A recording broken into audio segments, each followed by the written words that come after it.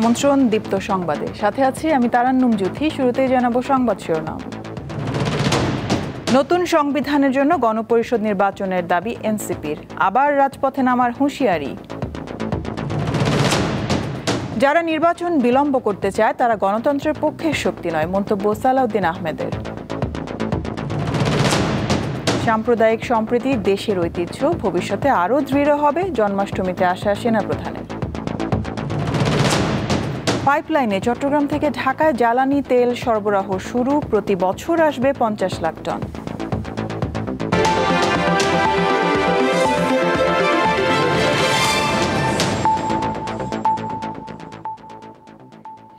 আবারও গণপরিষদ নির্বাচনের দাবি তুলেছে জাতীয় নাগরিক পার্টি এনসিপি। দলটির নেতারা বলছেন, পুরনো ব্যবস্থায় আর কোনো নির্বাচন নয়, জুলাই সনদের ভিত্তিতেই নতুন সংবিধান প্রণয়ন করতে হবে, তা না হলে আবারও রাজপথে ফেরার হুঁশিয়ারি দিয়েছেন তারা। এনসিপি নেতারা জানান, আসন দিয়ে তাদেরকে কেনা সম্ভব না। দল গঠনের পর থেকেই জাতীয় নাগরিক পার্টি এনসিপি গণপরিষদ নির্বাচনের মাধ্যমে নতুন সংবিধান প্রণয়নের দাবি জানিয়ে আসছে।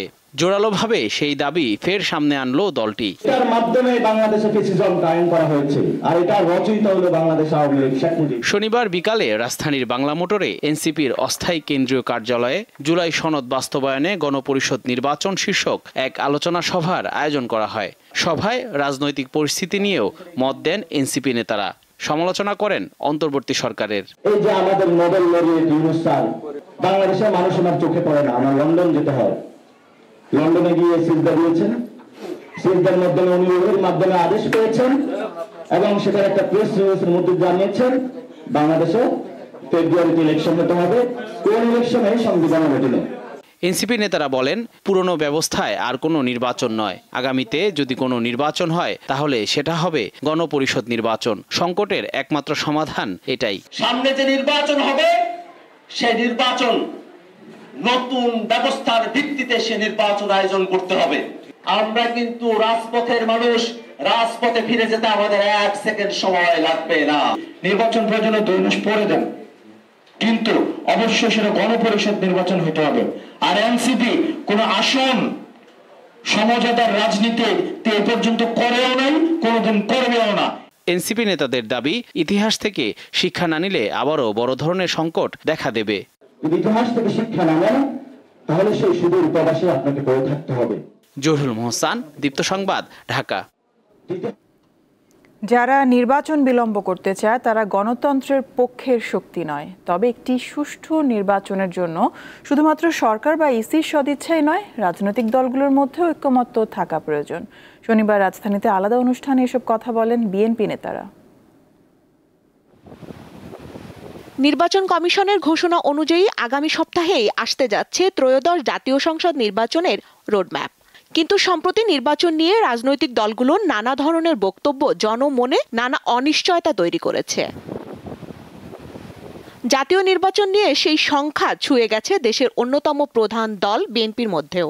জুলাই আগস্ট গণ অভ্যুত্থান ও ফ্যাসিবাদ পতনের বর্ষপূর্তি উপলক্ষে শহীদ ও আহতদের স্মরণে জাতীয় প্রেস ক্লাবে এক অনুষ্ঠানে বিএনপি নেতারা সেই সংখ্যার কথাই ফের তুলে ধরেন। সর্বশেষ পর্যায়ে আপনারা দেখেছেন আগামী ফেব্রুয়ারিতে ইনশাআল্লাহ রমজানের আগে তারা নির্বাচনের দিনক্ষণ তারা উল্লেখ করেছে, যেটা পরবর্তীতে আমরা আশা করছি নির্বাচন কমিশন নির্বাচন শিডিউলের মাধ্যমে নির্দিষ্ট করে দেবে। একই দিনে রাজধানী শাহজাহানপুরে খালেদা জিয়ার জন্মবার্ষিকী উপলক্ষে দোয়া ও আলোচনা সভার আয়োজন করে ঢাকা মহানগর দক্ষিণ বিএনপি। শুধু সরকারের সদিচ্ছা কিন্তু যথেষ্ট না, নির্বাচন কমিশনের প্রচেষ্টাই একটা নির্বাচন অনুষ্ঠিত করা যথেষ্ট। নির্বাচনে অংশগ্রহণ করতে ইচ্ছুক সকল রাজনৈতিক দলের একটি সদিচ্ছা থাকা দরকার। 3 বারের সাবেক প্রধানমন্ত্রী খালেদা জিয়ার জন্মদিনকে ঘিরে রাজধানীর নয়াপল্টনে বিএনপির কেন্দ্রীয় কার্যালয়ে আলাদা দোয়া মাহফিল ও আলোচনা অনুষ্ঠানের আয়োজন করে যুবদল। সেখানে বিএনপি নেতারা অভিযোগ করেন, একটি গোষ্ঠী নির্বাচন বানচালের ষড়যন্ত্র করছে। নির্বাচনের বিষয়ে শঙ্কা প্রকাশ করছে, তারা গণতন্ত্রের পক্ষের শক্তি নয়, তারা বাংলাদেশের মানুষের পক্ষের শক্তি নয়। তারা হয়তো এর কথাগুলো ইনিয়ে বিনিয়ে যাতে করে নির্বাচনকে বিলম্বিত করা যায় অথবা বানচাল করা যায়। গণতান্ত্রিক উত্তরণে ফ্যাসিবাদ বিরোধী ঐক্য অটুট রাখতে সবার প্রতি আহ্বান জানান বিএনপি নেতারা। যে কোনো রকমের স্বস্তিকা সিংহ, দীপ্ত সংবাদ, ঢাকা। ত্রয়োদশ জাতীয় সংসদ নির্বাচনে নারীর জন্য সরাসরি নির্বাচনের দাবিতে শনিবার ঢাকায় মানববন্ধন করেছে নারী সংহতি। ঐকমত্য কমিশনের 50টি সংরক্ষিত আসন বহাল রাখার সিদ্ধান্ত প্রত্যাখ্যান করে নারী অধিকার কর্মীরা বলেন, সংরক্ষিত আসন বাড়িয়ে 100 করতে হবে। 1971 সালের মহান মুক্তিযুদ্ধ থেকে শুরু করে 24-এর গণঅভ্যুত্থান পর্যন্ত প্রতিটি গণ আন্দোলনে সামনের সারিতে থেকে নেতৃত্ব দিয়েছে নারী। কিন্তু আন্দোলন পরবর্তী সময়ে নারীকে কৌশলে পেছনে সরিয়ে দেওয়া হয়। রাজধানীর শাহবাগে সংরক্ষিত নারী আসন বৃদ্ধি ও সরাসরি নির্বাচনের দাবিতে নারী সংহতি আয়োজিত মানববন্ধনে এমন অভিযোগ করেন নারী নেত্রীরা। আমরা 24-এ এসে কিন্তু অনেক আশাবাদী ছিলাম আসলে যে এই ঘটনার পুনরাবৃত্তি আমাদের দেখতে হবে না। নারী সংগঠনগুলোর মতামত ছাড়াই ঐকমত্য কমিশনের সিদ্ধান্তে ক্ষোভ প্রকাশ করে বক্তারা বলেন, জুলাইয়ের আকাঙ্ক্ষা ছিল অন্তর্ভুক্তিমূলক গণতান্ত্রিক রাষ্ট্র। সংরক্ষিত আসন বাড়ানো না হলে সে আকাঙ্ক্ষার বাস্তবায়ন হবে না। সংরক্ষিত আসন বৃদ্ধি পেলে বাংলাদেশে অংশগ্রহণমূলক এবং গণতন্ত্র সেটি রক্ষা পাবে। নারীদের ভেতর থেকে নেতৃত্ব বের করে নিয়ে আসার বন্দোবস্ত তৈরি না করতে পারলে আমরা কোনোভাবেই এগোতে পারবো না। বক্তারা বলেন, যে দেশে অর্ধেকের বেশি জনগোষ্ঠী নারী, সেখানে তাদের নেতৃত্বে তুলে না এনে নতুন বন্দোবস্ত হতে পারে না। নারীর জন্য ন্যূনতম 100 সংরক্ষিত আসন করা এবং তাতে সরাসরি নির্বাচনের ব্যবস্থা করার দাবি জানান তারা। জুলাই সনদে যে ঘোষণা তারা দিবেন, সেখানে সেই 50টি সংরক্ষিত আসন যেটা আগে ছিল সেটাকেই বলবৎ রেখেছেন তারা। এই অবস্থানকে আমরা প্রত্যাখ্যান করি। নারীর সঙ্গে প্রতিযোগিতা করে রাজনৈতিক যে প্রতিনিধিত্ব সেটাকে আপনারা নিশ্চিত করুন। পরে প্রতিবাদী মিছিলে অংশ নেন তারা। শিউলি শবনম, দীপ্ত সংবাদ, ঢাকা। সাম্প্রদায়িক সম্প্রীতির এই দেশে ভবিষ্যতে সবার মধ্যে বন্ধন আরও দৃঢ় হবে বলে আশা সেনাপ্রধান জেনারেল ওয়াকারুজ্জামানের। শনিবার রাজধানীর ঢাকেশ্বরী মন্দিরে হিন্দুদের অন্যতম প্রধান উৎসব জন্মাষ্টমীর শোভাযাত্রা উদ্বোধনকালে তিনি এই আশাবাদ ব্যক্ত করেন। ঢাক, ঢোল, শঙ্খ, কাঁসা, ঘণ্টা নিয়ে শোভাযাত্রায় অংশগ্রহণ করেন কৃষ্ণ ভক্তরা।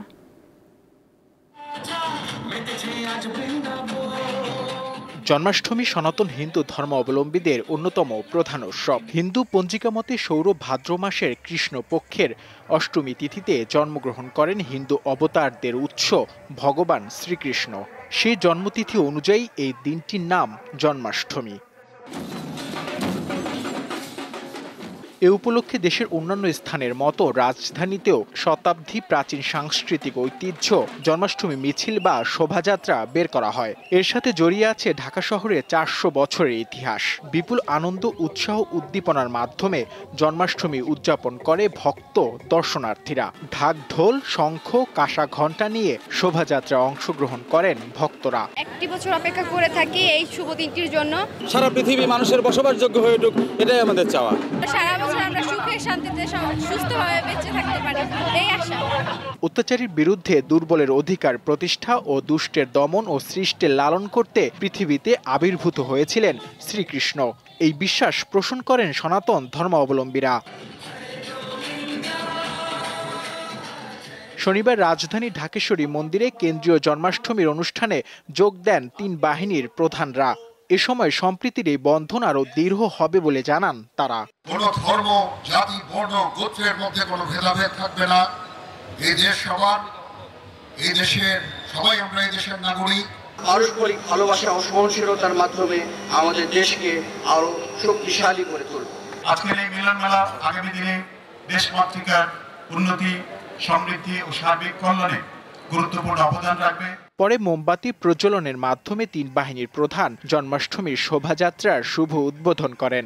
শোভাযাত্রাটি পলাশীর মোড় থেকে শুরু হয়ে রাজধানীর বিভিন্ন সড়ক প্রদক্ষিণ শেষে বাহাদুর শাহ পার্কে গিয়ে শেষ হয়। নূর আলম, দীপ্ত সংবাদ, ঢাকা। চট্টগ্রাম থেকে ঢাকায় পাইপলাইনে জ্বালানি তেল সরবরাহ শুরু হয়েছে। শনিবার চট্টগ্রামের পতেঙ্গায় প্রায় ৩,০০০ কোটি টাকা ব্যয়ে নির্মিত ২৫০ কিলোমিটার দীর্ঘ পাইপলাইন উদ্বোধন করেন জ্বালানি উপদেষ্টা ফাউজুল কবির খান। এই পাইপলাইনে বছরে ৫০ লাখ টন জ্বালানি তেল সরবরাহ করা যাবে। বছরে ৫০ লাখ টন জ্বালানি তেল সরবরাহের সক্ষমতা সহ নিরাপত্তা নিশ্চিত, সিস্টেম লস কমানো, নৌপথে রেল পরিবহনের বিপুল খরচ সাশ্রয়, পরিবেশ সুরক্ষা, ঝুঁকিমুক্তভাবে দ্রুত সময়ে তেল পরিবহনের লক্ষ্যে চট্টগ্রাম থেকে ঢাকা পর্যন্ত ২৫০ কিলোমিটার পাইপলাইন নির্মাণ করা হয়। চট্টগ্রামের পতেঙ্গা এলাকায় জ্বালানি তেলের প্রধান স্থাপনা প্রান্তে এই প্রকল্পের উদ্বোধন করেন বিদ্যুৎ, জ্বালানি ও খনিজ সম্পদ মন্ত্রণালয়ের উপদেষ্টা মোহাম্মদ ফাউজুল কবির খান। ট্র্যাডিশনাল ওয়েতে এতদিন করতাম ওয়েল ট্যাঙ্কারের মাধ্যমে চট্টগ্রাম থেকে ঢাকাতে, সেটি দূর করে আজকে আধুনিক পদ্ধতি অর্থাৎ পাইপলাইনে একটা সিঙ্গেল পাম্প এখান থেকে পাম্প করা হবে, রোদ নাইলে তেলটি পৌঁছে যাবে। প্রধান অতিথির বক্তব্যে জ্বালানি উপদেষ্টা প্রকল্পের ব্যয় কমানো নিয়ে নানা পরামর্শ দেন। অপচয় কমাতে হবে, দুর্নীতি কমাতে হবে। আরেকটা বড় সমস্যা আমাদের উন্নয়নে, সেটা হচ্ছে যে আমাদের প্রকল্প ব্যয় বেশি। আপনি যে কোনো ইন্ডিকেটর নেন, আমাদের সড়ক নির্মাণ ব্যয় অন্য দেশের তুলনায় বাদ দেন, ইভেন সাউথ এশিয়ার তুলনায় অনেক বেশি। একনেক ২০১৮ সালের অক্টোবরে প্রায় ২,৮৬১ কোটি টাকায় প্রকল্পটি অনুমোদন দেয়। ৩ দফা মেয়াদ বাড়ানোর পর প্রকল্পটির কাজ শেষ হয় এ বছরের মার্চে। আজ থেকে শুরু হচ্ছে তেল পরিবহনে এক নতুন যাত্রা। এর মধ্য দিয়ে পরিবেশ দূষণ যেমন রোধ হবে, তার পাশাপাশি কমবে সিস্টেম লস। চট্টগ্রামের পদ্মা থেকে রুনা আনসারি, দীপ্ত সংবাদ। গ্রিন শিপ বিল্ডিং এর মতো উদ্ভাবনী প্রযুক্তি নিশ্চিত করা গেলে ২-৩ বছরের মধ্যে দেশের জাহাজ নির্মাণ শিল্পের বাজার $1 বিলিয়ন উন্নীত করা সম্ভব। একই সাথে শ্রমঘন এই খাতে আরও ১ লাখ লোকের কর্মসংস্থানের সুযোগ সৃষ্টি হবে। শনিবার রাজধানীতে জাহাজ নির্মাণ শিল্প এবং জাহাজ রপ্তানি সংক্রান্ত সেমিনারে এসব কথা উঠে আসে। ২০২৪ সালে বিশ্বব্যাপী জাহাজ নির্মাণ শিল্প খাতের বাজার ছিল $155 বিলিয়ন। এর মধ্যে চায়নার শেয়ার শতকরা ৫৪.৬%, কোরিয়ার শতকরা ২৮% এবং জাপানের শতকরা ১২.৬%। আর বাংলাদেশ এ পর্যন্ত ৫০টি জাহাজ রপ্তানি করে প্রায় $200 মিলিয়ন বাজার তৈরি করেছে। আগামী ২ থেকে ৩ বছরের মধ্যে বাংলাদেশ জাহাজ নির্মাণ শিল্পের বাজার $1 বিলিয়ন উন্নীত করা সম্ভব বলে জানিয়েছেন জাহাজ নির্মাণ শিল্পের সঙ্গে জড়িতরা। শনিবার ঢাকায় বিজনেস ফোরাম অব বাংলাদেশ আয়োজিত সেমিনারে তারা এসব কথা বলেন। শিপ বিল্ডিং ডেভেলপমেন্ট ফান্ড লাগবে, এইটাকে কন্ট্রোল করবে বাংলাদেশ ব্যাংক, যেন টাকাগুলো মিসইউজ না হয় এবং লো কস্টে শিপইয়ার্ডগুলো পায়। আমাদের দেশে 2027 সাল থেকে মিনিমাম $1 বিলিয়ন, যদি বেশি করতে পারে এটা $4 বিলিয়ন পর্যন্ত আর্ন করতে পারবে। রিফান্ড গ্যারান্টিটা মানে জাহাজে যারা অর্ডার দেয় তারা কিন্তু একবারই সব পয়সা দামটা দিয়ে দেয় না, 20% করে ফেজ ওয়াইজ দেয়। ওই যে যখন টাকা দেয় ওটার কিন্তু একটা গ্যারেন্টি থাকতে হয়। রিফান্ড গ্যারেন্টিটা না পেলে ওরা বিদেশি যারা অর্ডার দিয়েছে, অর্ডার বেশ আছে, ওরা এটা কার্যকরী হবে। জাহাজ নির্মাণ শিল্প জাতীয় অর্থনৈতিক উন্নয়নে গুরুত্বপূর্ণ ভূমিকা পালন করে। এটি দেশের অন্যতম রপ্তানি খাত হিসেবে প্রতিষ্ঠা পাওয়ার সম্ভাবনা রাখে বলে মনে করছে সরকার। একটা শিপ বানাতে 30 মাস সময় লাগে, হ্যাঁ, কিন্তু আবার ওই 30 মাস যদি আপনার অপেক্ষা করার মতো আপনার সামর্থ্য থাকে তাহলে কিন্তু আপনার এক ধাক্কে আপনি যদি বিক্রি করে যে প্রফিটটা পাবেন সেটা ওই গার্মেন্টের 30 বছরের সমানই হয়তো আর্ন করবে কিংবা আরও বেশি করতে। মেরিটাইম বিশেষজ্ঞরা বলছেন জাহাজ নির্মাণ শিল্পকেও সফল রপ্তানি খাত হিসেবে প্রতিষ্ঠা করা গেলে কর্মসংস্থানও বাড়বে। What is going on in Bangladesh's export? Shahriar ইমন, দীপ্ত সংবাদ, Dhaka. Rajshahi doctor English coaching সেন্টারে অভিযান চালিয়ে অস্ত্র ও বিস্ফোরক তৈরির সরঞ্জাম উদ্ধার করেছে যৌথ বাহিনী। ঘটনায় 3 জনকে আটক করা হয়েছে। শনিবার ভোর থেকে রাজশাহী মহানগরীর কাদিরগঞ্জ এলাকায় ওই কোচিং সেন্টারে অভিযান চালানো হয়। সেনাবাহিনীর 40 ইস্ট বেঙ্গল ব্যাটালিয়নের একটি দল কোচিং সেন্টারটি ঘিরে অভিযান পরিচালনা করে। অভিযানে 3টি আগ্নেয়াস্ত্র, গুলি, সামরিক মানের দূরবীন ও স্নাইপার স্কোপ, 6টি দেশীয় অস্ত্র ও বিস্ফোরক তৈরির সরঞ্জাম উদ্ধার করা হয়। এ সময় কোচিং সেন্টারের মালিক ও শিক্ষক মোন্তাসেরুল আলম আনিন্দকে আটক করা হয়। এছাড়া রবিন ও ফয়সাল নামের আরও 2 জনকে আটক করে যৌথ বাহিনীর সদস্যরা। ফেসবুকে কমেন্ট করাকে কেন্দ্র করে ব্রাহ্মণবাড়িয়ার বিজয়নগরে দুপক্ষের সংঘর্ষে অন্তত 50 জন আহত হয়েছে। শনিবার দুপুরে হরসপুর ইউনিয়নের হাজিপুর গ্রামের পাঠানবাড়ি ও ঐক্যবাড়ির লোকজনের মধ্যে এই সংঘর্ষ হয়। স্থানীয়রা জানায়, পাঠানবাড়ি ও ঐক্যবাড়ির 2 যুবকের মধ্যে ফেসবুকে কমেন্ট নিয়ে কথা কাটাকাটি হয়।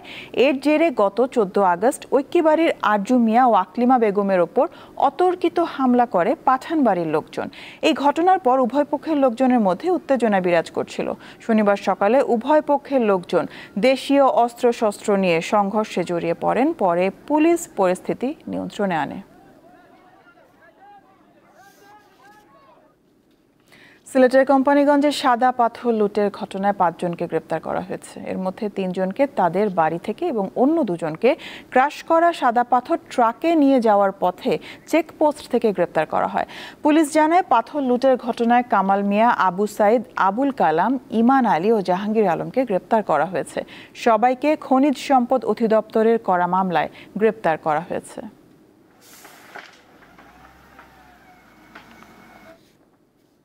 রাজধানীর বসুন্ধরা আবাসিক এলাকায় একটি নির্মাণাধীন ভবনের পানির ট্যাঙ্ক থেকে 3 শ্রমিকের মরদেহ উদ্ধার করেছে পুলিশ। এ সময় গুরুতর অসুস্থ অবস্থায় আরও একজনকে উদ্ধার করে হাসপাতালে পাঠানো হয়। শনিবার দুপুরে এই ঘটনা ঘটে বলে জানান ভাটারা থানার ভারপ্রাপ্ত কর্মকর্তা রাকিবুল হাসান। নিহতরা হলেন ফরিদুল ইসলাম, রাব্বি ও লিটন। ওসি জানান, নিহত শ্রমিকরা ভবনের নির্মাণ কাজে যুক্ত ছিলেন। ময়না তদন্তের জন্য মরদেহগুলো ঢাকা মেডিকেল মর্গে পাঠানো হয়েছে। এদিকে রাজধানীর শাহজাহানপুরে একটি বাসা থেকে মোহাম্মদ সাজ্জাদ হোসেন নামের এক যুবকের মরদেহ উদ্ধার করেছে থানা পুলিশ। উত্তর পাকিস্তানের বিভিন্ন এলাকায় প্রবল বৃষ্টি, বন্যা ও ভূমিধসে 300 জনের বেশি মানুষ প্রাণ হারিয়েছেন। এদের মধ্যে শুধু খাইবার পাখতুনখাওয়ায় প্রাণ গেছে অন্তত 200 জনের। দেশটির জাতীয় দুর্যোগ ব্যবস্থাপনা সংস্থা জানায়, প্লাবনে বহু ঘরবাড়ি ভেসে গেছে এবং একাধিক এলাকায় যোগাযোগ ব্যবস্থা বিচ্ছিন্ন রয়েছে। বন্যার কারণে বুনের জেলায় 300 স্কুল ছাত্র সহ 2000-এর বেশি আটকা পড়া মানুষকে নিরাপদ স্থানে সরিয়ে নিয়েছে উদ্ধারকারী দল। পরিস্থিতি এখনও অনিশ্চিত হওয়ায় মৃতের সংখ্যা আরও বাড়ার আশঙ্কা রয়েছে।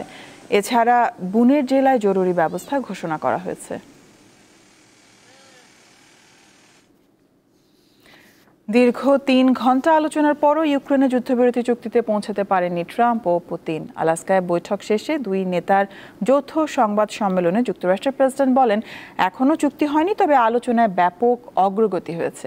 কিছু বিষয়ের মীমাংসা বাকি বলে উল্লেখ করেন ট্রাম্প। পুতিন জানান, ইউক্রেন যুদ্ধ বন্ধে রাশিয়া আন্তরিকভাবে আগ্রহী, তবে স্থায়ী ও দীর্ঘমেয়াদী সমাধানের জন্য যুদ্ধ শুরুর মূল কারণগুলো নিরসন করতে হবে। এ সময় ইউক্রেন ও ইউরোপীয়রা আলোচনায় বাধা তৈরি করবে না বলেও আশা ব্যক্ত করেন পুতিন। অবরুদ্ধ গাজায়